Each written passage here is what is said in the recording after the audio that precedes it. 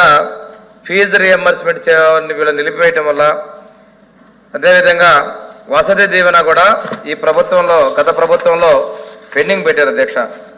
ఎప్పుడూ కూడాను 50% మించి విడుదల చేయలేదు అధ్యక్ష. 2019, 20 నుంచి 2022, 23 వరకు వరుసగా ప్రతి సంవత్సరం కూడా 50% వసతి దీవెన విడుదల చేయడం జరిగింది అధ్యక్ష. 23, 24 సంవత్సరానికి 100% కూడా విడుదల చేయలేదు అధ్యక్ష.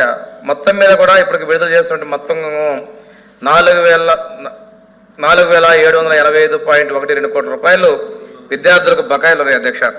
వాస్తవంగా చూస్తే అధ్యక్ష చాలా దారుణమైన పరిస్థితుల్లో విద్యార్థులు ఫేస్ చేశారు అధ్యక్ష. ఫీజు బకాయిలు ఉన్నందువల్ల కళాశాలలో ఫీజులకు ఎగ్జామ్ ఫీజు చెల్లించుకోవడం కానీ, అదేవిధంగా తీసిన సర్టిఫికేట్లు కళాశాల యాజమాన్యం ఇవ్వకపోవడం కూడా జరిగింది అధ్యక్ష. ఇది సీరియస్గా ప్రభుత్వం దృష్టికి తీసుకున్నాం అధ్యక్ష. పరిశీలన చేసి ఆ కాలేజీ యాజమాన్యాలతో కూడా నెగోషియేట్ చేసి వీలైనంత తొందరగా ఈ బకాయిలు చెల్లించే విధంగా ప్రభుత్వం చిత్తశుద్ధి ఉంది అధ్యక్ష.